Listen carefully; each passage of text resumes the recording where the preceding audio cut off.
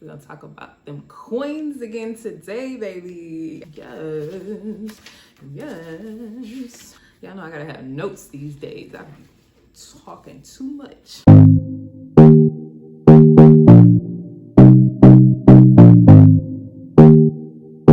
Hello, hi, welcome back to my channel.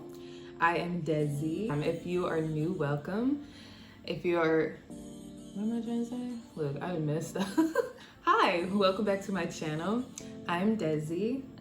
If you are new, welcome. And today, guys, we are going to talk about, you guessed it, the coins. Yes, we're going to get back into astrology and we're going to talk about how you can find some more money in your chart, baby, okay? Now, y'all know I always got to start off with a disclaimer. Hey, it's editing me here. You are going to hear me say 1,000 times in this video, and I apologize. That's it. Okay, this video is a little more on the shallow side, right? I'm gonna go into a little depth first, but then we're gonna bring it down to kind of like a shallow level, right? Because astrology is way deeper than what we make it here on Earth a lot of times. And again, money has nothing to do with astrology. It is the energy that surrounds money, and what we use it for down here is how we're able to incorporate it into astrology, okay? You got me? All right. So today we are going to talk about the part of fortune. So what is the part of fortune, right? The part of fortune comes from old calculations that are known as Arabic parts, right? And I'm looking down because I have notes because y'all know I'll be running my mouth.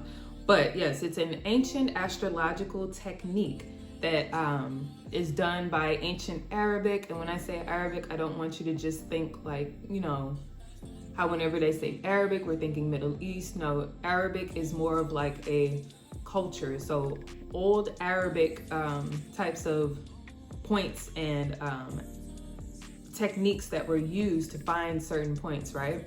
So nowadays they are not as popular, but we still use the part of fortune. It does go by many names. It goes by the lot of fortune, the fortuna, and it is connected. It is a point that is connected with the spiritual, material, emotional, and also physical well-being of a person, right? So part of fortune, how they use the part of fortune, right? So the part of fortune shows essentially what brings joy to us. It shows us where we can find our most happiness, you know? Of course, happiness is something that we create, but this is just a point that tells us if you are to involve yourself within this frequency, then you are more likely to put yourself in a space of happiness, a space of joy, right? When you align with your part of fortune, it gives you this access to abundance, right? It gives you the ability to attract abundance. And we know when we're in our highest frequency, I don't even like to say highest because you use high and low frequencies all the time, okay? They're both useful. But when we are aligned, I will say, it helps us to attract abundance, right? So how do we find the part of fortune? So the part of fortune is a combination between your sun, moon, and ascendant. And depending on if you are a day chart or a night chart, that's how you calculate it, right? But that's just if you want to be fancy and you want to know how to do that. Luckily, we live in the age of information. We live in the age of technology. You can simply go to a website and figure out what your part of fortune is, right? It'll calculate it for you. It'll give you the house and sign. And both are very important. The house, of course, is going to tell you the area of life where this is happening, and the sign is going to tell you how this is happening, okay? So today we are talking about the houses. So since it is using your sun, moon, and rising, then, you know, those are some pretty important points. Like if you're into astrology, you know, they call that the big three. So those are some pretty important aspects of yourself. And it's basically like a combination of all three, and it'll let you know your blended energy, like how you can bring yourself joy, essentially, right? So today we are getting into it. And so just to explain a little further, the part of fortune is about luck, it's about joy, but it is not like Jupiter, right? So Jupiter is more so conducted by external things, right? Jupiter is more a little bit sporadic. Jupiter expands, right? This joy from part of fortune comes from within. It is something that you create, as I said, like we create our own happiness. So the house is going to tell you what area of life you need to focus on, or you need to involve yourself in to create this joy and this happiness, okay? So here we go. We're going to get into the houses. So house number 1, where you can find your joy or your luck is with yourself, right? When you have the part of fortune in your first house, it is smart for you to gain independence. You must move within your own thoughts and your own frequency, right? You're going to create joy from yourself. It's going to definitely resonate from coming within, okay? You should follow your own path when you have, or, follow your own notions when you have the part of fortune in your first house. This is the area of life that is going to bring you most joy. So personal people, places, and things is something to focus on. Your personal interests, things of that nature, are things that are going to bring you joy, right? And if you watch my last video, just want to make this note. If you watch my last videos, I was talking about like money houses where you can, use certain houses to make you money, right? You could definitely combine this with your part of fortune.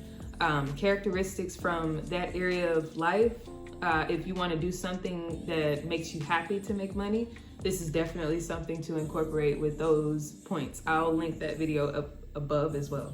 But continuing on, so the second house. So if you have a part of fortune in your second house, you have to find what you truly value. I have my part of fortune in the second house. It is in Capricorn as well. So I can definitely attest to this. And with the part of, again, the second house is a money house. Remember, I was talking about my last video. So when my finances, when I'm stable, when I have a set when I have set values, when I do things out of what I value, if that makes sense, like investing into things that I value, such as tarot or astrology or real estate, things of that nature. Those are things that I am into. Those are things that I enjoy. It brings me happiness, and I always see a great outcome from investing in things that I enjoy and doing things that I value, and then the sign, which we're going to get into in the second video, I just want to talk a little bit. I have it in Capricorn, so it's going to have something to do with my resources, right? Status, things of that nature, bringing that into the second house. So the stage, bringing the stage into the second house, right? And then here I am on YouTube, doing things that I love to do.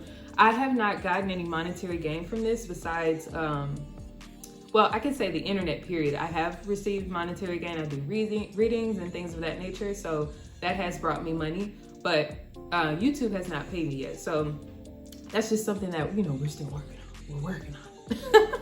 But that's definitely a way that I could make money by continuously doing, something that I enjoy. So moving on to the third house. So third house is going to be connecting with others, right? This is the house of Gemini. So communication, dealing with things communicatively, but we're talking about areas. So maybe in your immediate surroundings, within your neighborhood, maybe becoming some sort of leader or just adding on to an organization that is within your surroundings, Stay open-minded is something that is smart for people with part of fortune in the third house. You gain lots of luck, lots of joy when you stay open-minded and you're not so fixed within one area, like as if you had it in the first house, we were talking about the first house. So staying open-minded and curious, that is something that is smart for you. That will bring you joy, right? Now the fourth house is our home, right? This is our family. This is our privacy, is the fourth house. So with your part of fortune in there, you can definitely gain joy from your loved ones. You can gain luck and also possibly some sort of monetary gain from your family, from the people within your home.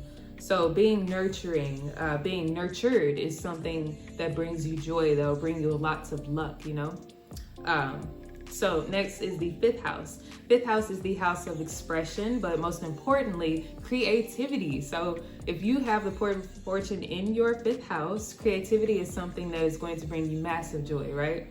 And turning dreams into a reality, that is something that you have the possibility to do, especially.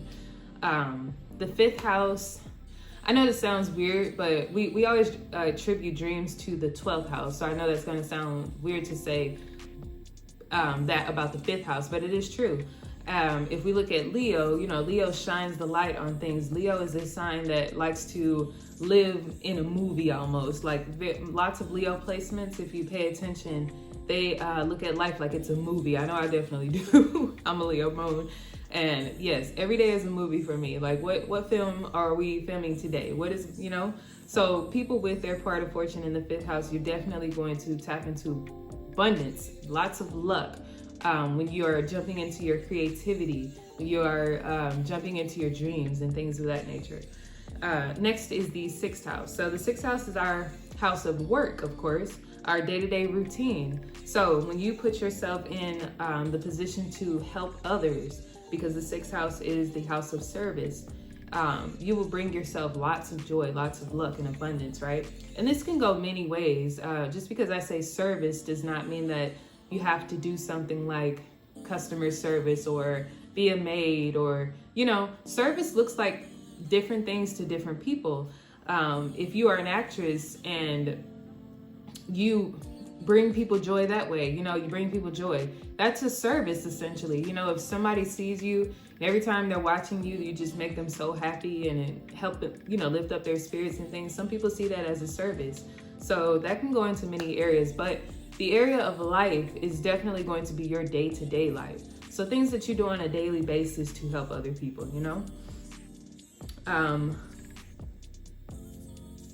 and also with the sixth house, sharing your joy, right? So you don't necessarily have to be on YouTube or anything like that, but sharing your joy brings you lots of luck as well. And of course, there are many ways to share joy with other people, right? Next is the seventh house. The seventh house is the house of other people. So you're definitely going to find joy in other people, in your relationships, people who you have one-on-one relationships with. Those one-on-one relationships are definitely going to help you tap into that abundance, tap into that joy, right? So tending to these one-on-one relationships that you hold dear to you are definitely going to bring you that joy and that luck. Eighth house. Eighth house is the house of other people's resources, as we know. So learning this, people with the part of fortune in the eighth house, you guys, what is really important is learning to accept help, right? Because that you're going to gain a lot that way. Learning when to play coy, learning when to, and I don't even want to say play coy, but learning when to just be humble and be able to accept that help from other people. That's definitely going to bring you lots of joy and lots of abundance, right? Lots of luck. Other people, people with eighth house placements, that is just kind of like the struggle that you have to learn. You have to learn how to surrender power, right? Because in order for someone else to help you, you have to kind of trust them. You have to give them a certain level of power for them to be able to give you maybe some of their resources, give you some of their wealth or whatever, however they are helping you. But this is the house of other people, other people's resources, And so next, ninth house. Ninth house is the house of exploration, of course. Broad ways of thinking, open-mindedness here as well, but having those broadening horizons, right?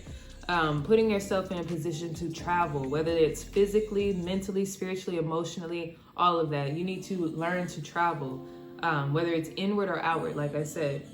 And then, yes, new ideas, new beliefs, and things of that nature. Be adaptable in a way, Pull from your third house. And that's another thing. Pulling from your opposite house of your part of fortune helps to balance that out as well.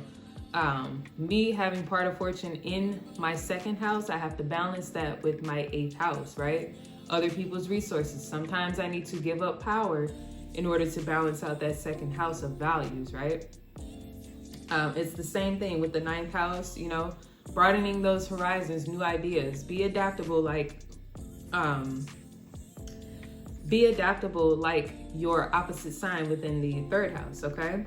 And then 10th house is the area of life where this will bring you joy is your goals, right? Immersing yourself into your goals, your dreams almost. It's like this is another house where you can bring your dreams into reality, because Capricorn is all about building, which is the 10th house, right? But that area of life is the stage. So being able to live on stage, you know, being able to immerse yourself within your goals, as I said, will bring you lots of joy and happiness. Next is the 11th house. So the area of life for this is definitely going to be your uniqueness, but also dealing with groups, you know, tribes. Find your tribe. Your attitude towards life a lot of times has a lot to do with what you gain and lose as well. The 11th house is all about that, right? Attitude. How you view life is definitely going to bring you lots of joy. And I think this is a placement that is a little difficult. Even though the part of fortune isn't like a celestial body, it's more just a point. But this is something that people with the part of fortune have to realize sometimes. It's not always going to be something material that brings you joy, you know? Just changing the way that you look at life sometimes will be your joy. That will bring you lots of abundance. And it may manifest into material just because you are putting yourself in that frequency. Lastly, we have the 12th house. So as we know, the 12th house is linked to dreams, but this is more bringing it down to earth. It's more like the unconscious, right? Your subconscious.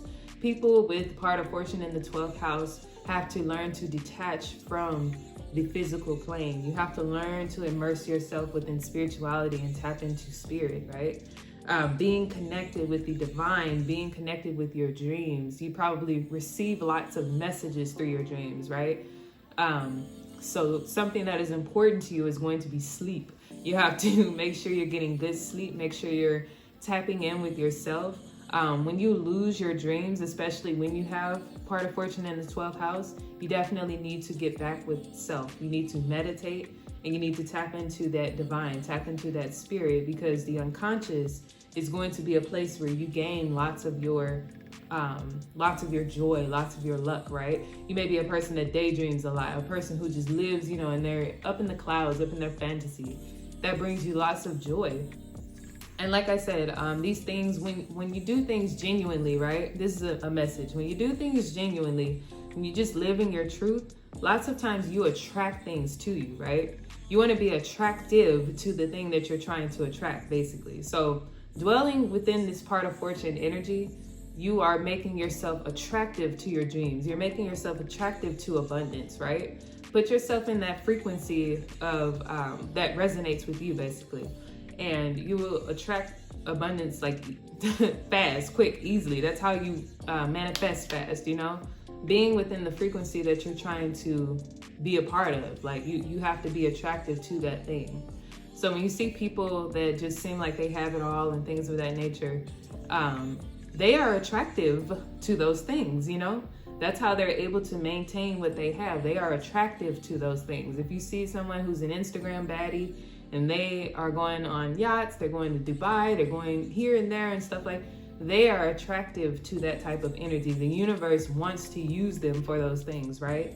So think about what you want to be used for, and become attractive to that type of thing. But that's it. That's all I have for you guys today. I know that was sort of a quick video.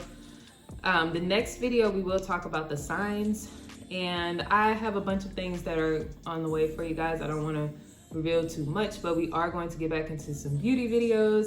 I want to switch up some things. Halloween is coming up, so you know, a bunch of videos just on the way, so keep it on lock, guys. It's been kind of hard for me to make videos because y'all know I'm a mom. I jumped back into work and the kids are going back to school and stuff, so definitely trying to crank out the videos. But I appreciate the support. Please give a thumbs up, be sure to share, like, subscribe, all that good stuff, and I will see you guys in my next video. Bye.